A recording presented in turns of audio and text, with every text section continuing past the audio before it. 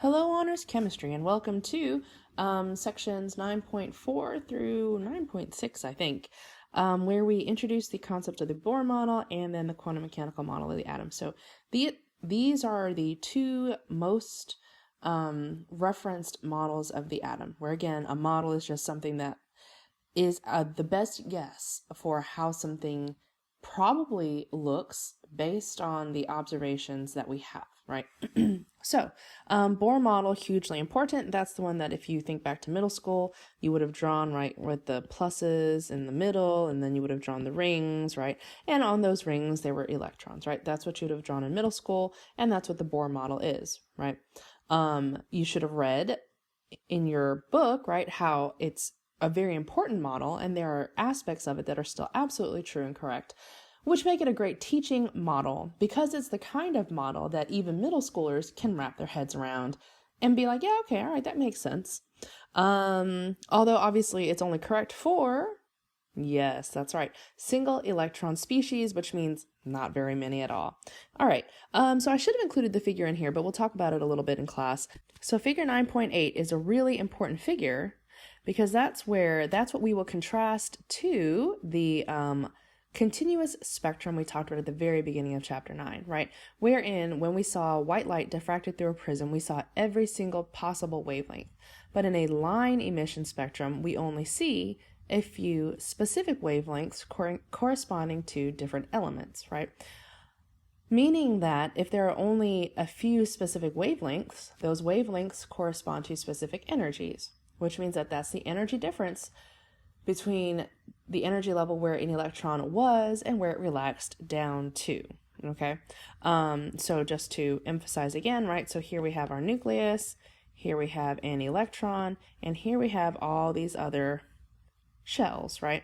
So this electron can absorb energy in the form of a photon, and get excited, and then it will spontaneously and on its own, it will relax and go back down. And in doing so, it will release a photon. So that photon that we release is what we see. Okay, that photon that is released is what gets spit out of the atom, and that's what gets collected, and that's what we can see and visualize, right? And then that gives us some information, right, about this energy difference, yes? Okay, so then the Bohr model of the atom, since it only applies to single electron species, was further refined, right? When they thought about the concept of a photon, right, and how a photon can have particle wave duality, right, and that electrons might be much the same, right? Whereas if we try to make them behave only like particles, we're missing the other half of the picture, right? Which brings us to the quantum mechanical model, which is the currently accepted model of the atom, wherein we have our shells, and a shell is composed of subshells, and every subshell is composed of orbitals, and those orbitals then contain electrons, yes? So electrons populate orbitals, orbitals make up subshells, subshells make up shells, yes? All right, so if we take a look at this diagram here, right, there is a link to this on PowerSchool, so you can play with it. And I think just sometimes, I mean, it seems monotonous and ridiculous, right? But like literally go click on every single element and watch this fill, and that's going to help you, maybe, hopefully, wrap your mind around the concept of electron configurations. But when we say electron configuration, all we really are saying is, right, arrangement, excuse me, arrangement of electrons within an atom.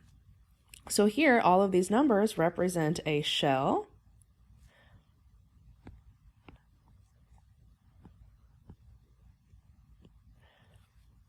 All of these numbers represent a shell. All of these letters represent a subshell. And then these boxes represent the respective orbital.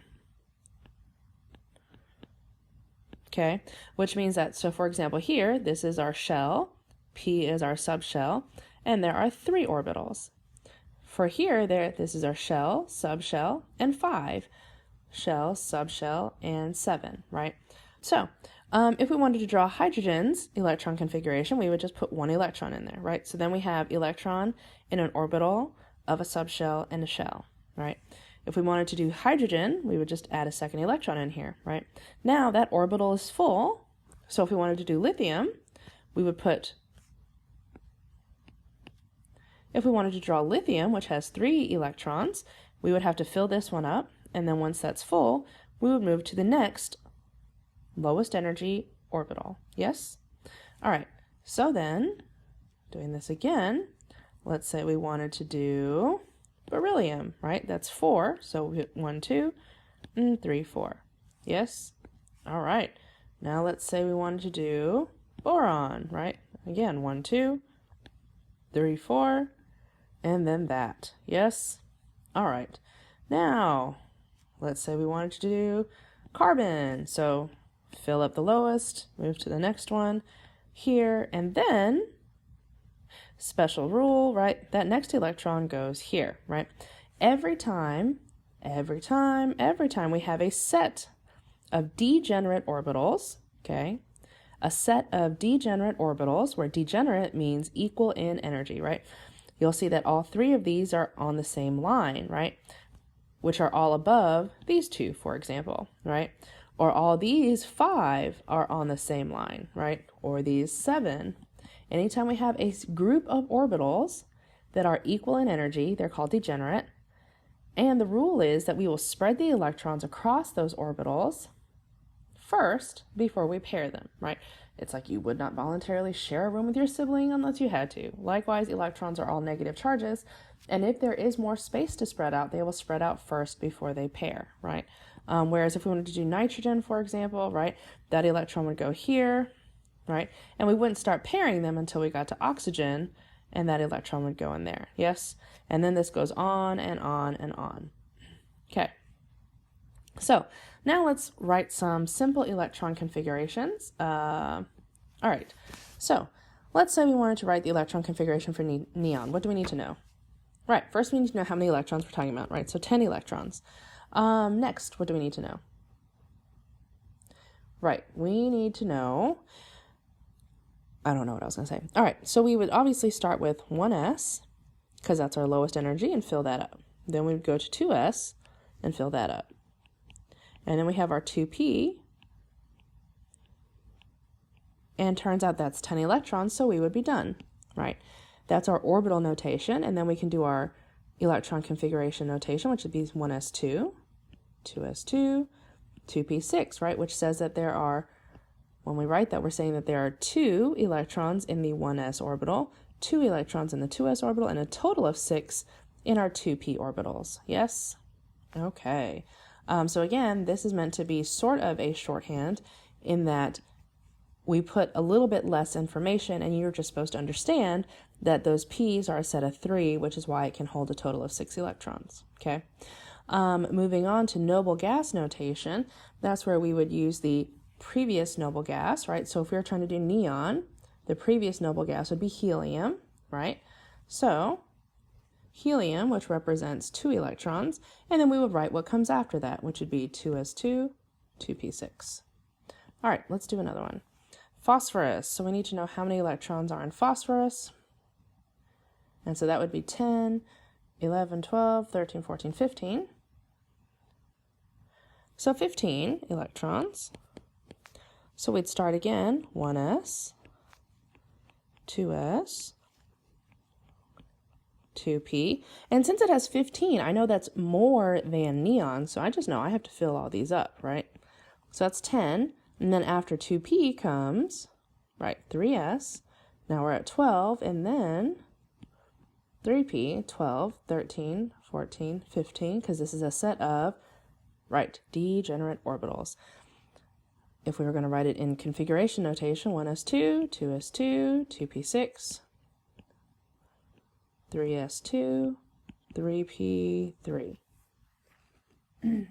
Yes? All right. Noble gas notation. So we'd go find the noble gas before it, which would be neon. So neon,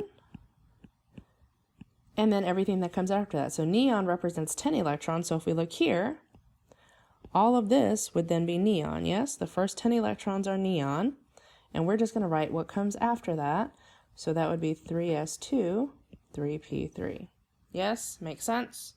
All right, go ahead and practice the rest of these, and we'll pick up here tomorrow. All right, thanks for listening. Be good. Have a good day, and I will see you soon. All right, bye.